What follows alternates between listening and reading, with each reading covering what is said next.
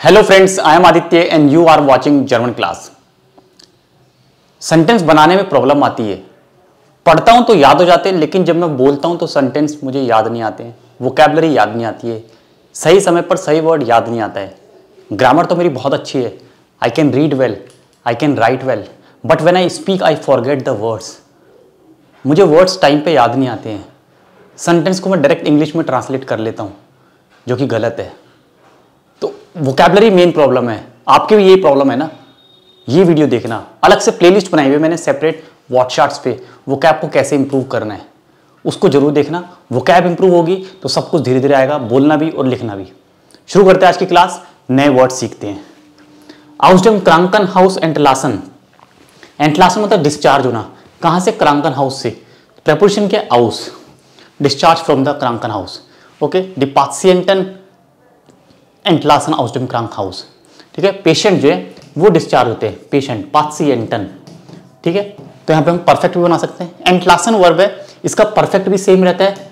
ठीक है, तो द पाशिएंटन वुडन गेस्टन एंटलासन, द पाशिएंटन वैडन होइटे मॉर्गन एंटलासन। तो प्रेजेंट भी बना, एक्टिव भी बना, पैसिव भी बना। Patients are discharge, patients were discharge. तो द पाशिएंटन एंटलासन आउसडम क्रांकन हाउस होइटे आबेंड। आज शाम को पेशेंट जो है वो हॉस्पिटल से डिस्चार्ज होंगे।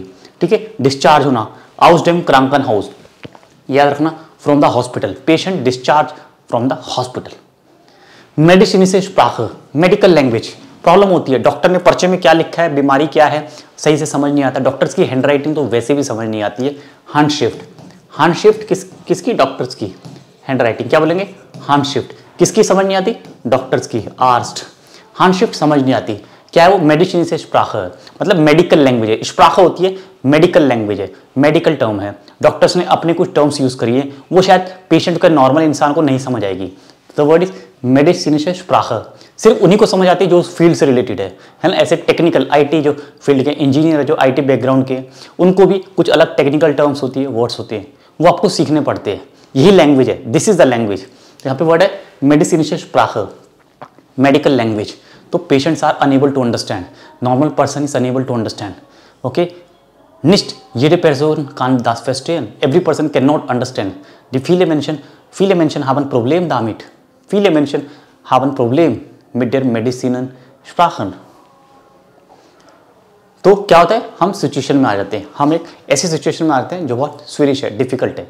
sich befinden in Situation, ich befinde mich in der schwierigen Situation, ich befinde mich in der einfachen Situation.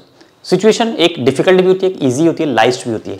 Situation कैसी होती है? लाइस्ट भी होती है, ईजी, और एक सिचुएशन हो सकती है स्विरिश हो, डिफिकल्ट हो, कोई भी हो सकती है। अब उसमें फंस जाना, to be in that situation, that is the verb sich befinden। Reflexive है, er befindet sich in der schwierigen Situation, er befindet sich in der leichten Situation, einfachen Situation। कैसे बनेगा सेंटेंस देखते हैं। er befindet sich, er befindet sich in der schwierigen Situation। वो difficult situation में है, difficult situation में। er befindet sich, normally A1 A2 के student को क्या लिखोगे? er ist, इतना सब लिखने की जरूरत नहीं, er ist। बट आपका लेवल है B2 लेवल में sich befinden, this is the appropriate words. जैसे जैसे आपका लेवल बढ़ता है, वोकैब का लेवल भी बढ़ना चाहिए, नहीं तो आपका लेवल डाउन रहेगा। आपके लैंग्वेज सीखने का, एक एडवांस लेवल सीखने का कोई फायदा नहीं है, because you are speaking at par with A1 A2 student. B2 level है, C1 लेवल है, मेंटेन करो योर लेवल, मेंटेन करो, उस लेवल पे आके बोलो, उस लेवल का लगना चाहिए कि yes you have learn B2 level, yes you have finished B1 level, you can speak, you can write as per your level. निफो, अपने निफो के अकॉर्डिंग आप बोल सकते हो, दास निफो लेवल। और यही सब हम सीखते हैं टारगेट बैचेस में। Live classes A1 to B2 सारी अवेलेबल है। Every week, first month, every week, first week of every month, month के फर्स्ट वीक में स्टार्ट होती हैं सारी क्लासेस। लाइव क्लासेस होती है मेरे साथ, ज्वाइन कर सकते हो। 1000 रुपीज़ पर मंथ से स्टार्ट है A1 और A2 के लेवल्स। बाकी फीस आप देख सकते हो, नीचे डिटेल है। रिकॉर्डेड कोर्सेज हमेशा अवेलेबल है सबके लिए, जस्ट 999 में कोई भी लेवल, चाहे A1 हो चाहे B2 हो, लर्न करो। टाइम कम है, जब मर्जी लर्न करो, आपके पास लेवल्स पूरे हैं, 1000 रुपये का एक लेवल है, असाइनमेंट्स हैं, MCQs हैं, क्विज हैं, उसी में काफ़ी हेल्प मिलेगी। दोनों तरह के कोर्स है, कस्टमाइज्ड कोर्स हैं, जरूर देखना, एक बार डिटेल नीचे है। स्टार्क मेडिकामेंट नेमन हैवी मेडिसिन, डॉक्टर क्या बोलता है, पेशेंट बहुत सीवियर है, कंडीशन बहुत सीवियर है, तो डॉक्टर स्टार्क हैवी मेडिसिन देते हैं ना, और पेशेंट को लेनी पड़ती है बिकॉज ऑफ द क्रांकाइट डिसीज। स्टार्क मेडिकामेंट नेमन और प्लानन, आपको प्लान करनी पड़ती है। डोजियरन, अपनी डोज उसके अकॉर्डिंग प्लान करनी पड़ती है।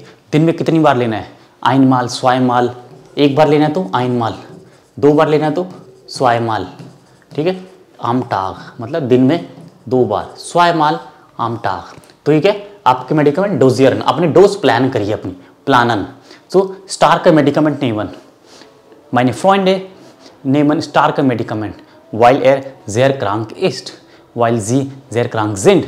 My friends take heavy medicines because they are sick. Stark medicament, heavy medicines, जो डिसीज के अकॉर्डिंग दी जाती है, बहुत सीवियर है कंडीशन, क्रिटिकल है, तो स्टार्क मेडिकामेंट दी जाती है। एलर्जी स्टोफ इन द लुफ्ट, हवा में, इन द लुफ्ट, इन द एयर, हवा में कुछ स्टॉफ, कुछ ऐसे कंपोनेंट्स होते हैं एलर्जी से, जिनसे एलर्जी होती है। एलर्जी से ओके, एलर्जी से स्टोफ इन द लुफ्ट, इन द लुफ्ट जिन एलर्जी से स्टोफ और इश बिन एलर्जिश, इश बिन एलर्जिश, मेरे को एलर्जी है, क्या बोलूँगा मैं, इश बिन एलर्जिश, इश बिन एलर्जिश। कुछ लोगों को एलर्जी होती है किस चीज़ से, वो लिखो गेगन, किस चीज़ से एलर्जी, वो गेगन आएगी प्रेपोजिशन, उसके अगेंस्ट में ना। इश बिन एलर्जिश गेगन, एलर्जी से स्टोफ, इश बिन एलर्जिश गेगन विंड, इश बिन एलर्जिश गेगन हिट्स, किसी को हीट से, हीट वेव्स, जो बहुत ज़्यादा गर्मी पड़ती है तो उससे एलर्जी होती है, टैनिंग हो जाती है स्किन पे बहुत जल्दी, तो इश बिन एलर्जिश, एयर इस्ट एलर्जिश गेगन, किसी चीज़ से उनको एलर्जी होती है, ठीक है। तो एलर्जी से स्टोफ इन द लुफ्ट जाइन, हवा में एलर्जी स्टॉफ है, ऐसे तत्व हैं, ऐसे कंपोनेंट्स है हवा में जो कि आपकी सेहत खराब कर सकते हैं। That can make you sick, that can make you क्रांक, जी वेडन क्रांक, बिकॉज एयर में, इन देयर लुफ्ट मीन्स इन द एयर। ये वर्ड्स आपको ऐसे लिखने हैं, ऐसे आपको याद करने हैं और सेंटेंस बना के प्रैक्टिस करनी है। खाली वीडियो देखने से काम नहीं चलेगा, आपको प्रैक्टिस करनी पड़ेगी। क्योरपरलिशे बेस्वेडर, क्योरपरलिश मीन्स कंप्लेंट, बेस्वेडर means complaint, bodily complaint, medical problem बोलते हैं क्योरपरलिशे बेस्वेडर। Mein Chef kommt nicht zum Büro, zur Arbeit wegen der körperlichen Beschwerde because of bodily problem। Complaints हैं, कुछ प्रॉब्लम्स है, कुछ इलनेस है, डिसीज है, körperliche Beschwerde। तो बिकॉज ऑफ वेगन डेयर körperliche Beschwerden, वेगन डेयर körperliche Beschwerden, ठीक है। ये गेनेटिव है तो adjective ending en। Genitive case भी डिटेल में आपको पढ़ना पड़ेगा, B2 लेवल है, गेनेटिव केस बहुत अच्छे से पढ़ना पड़ेगा, डिटेल में पढ़ना पड़ेगा। गेनेटिव केस क्या होता है, अलग अलग प्रेपोजिशंस होती हैं, उनके साथ जो एडजेक्टिव्स आते हैं उनमें कौन सी एंडिंग लगती है, ये सब गेनेटिव केस में आपने A to B1 में पढ़ा है, बट डिटेल में आप B2 लेवल में ही पढ़ोगे। B2 लेवल भी लाइव क्लासेज अवेलेबल है, रिकॉर्डेड कोर्स भी अवेलेबल है आपके लिए। जस्ट 999 में आप रिकॉर्डेड कोर्स परचेज कर सकते हो अपने लिए। जब भी टाइम हो अपने अकॉर्डिंग उसको पढ़िए। असाइनमेंट्स है और आपकी हेल्प के लिए कुछ MCQs भी हैं। सुम फाक आर्स्ट, फाक आर्स्ट, 2 वर्ड है, फाक और आर्स्ट। आर्स्ट होता है डॉक्टर, फाक मीन्स स्पेशल, सब्जेक्ट मीन्स एक स्पेशलिस्ट होता है, उसको बोलते हैं फाक आर्स्ट। एयर गेट सुम फाक आर्स्ट, he is going to the specialist. जी गेट सुम फाक आर्स्ट, she is going to the specialist. Female होगी तो एस्टिन, फाक एस्टिन, ठीक है। यूबरवाइसन, रेफर, डॉक्टर को जब बीमारी समझ नहीं आती है, आप जनरल फिजिशियन के पास जाते हो तो आपको रेफर करता है किसी स्पेशलिस्ट के पास, ओके।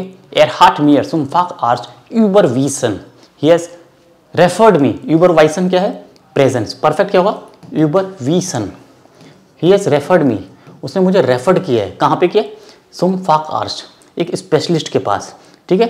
फाक आर्स्ट समझो कि 2 वर्ड है, फाक, फाक सब्जेक्ट भी होता है ना, और फाक यहाँ पे क्या है, स्पेशलिस्ट। फाक आर्स्ट, दोनों वर्ड मिलके बने हैं, दास फाक और डेयर आर्स्ट। तो आर्टिकल किसका, जो लास्ट में है।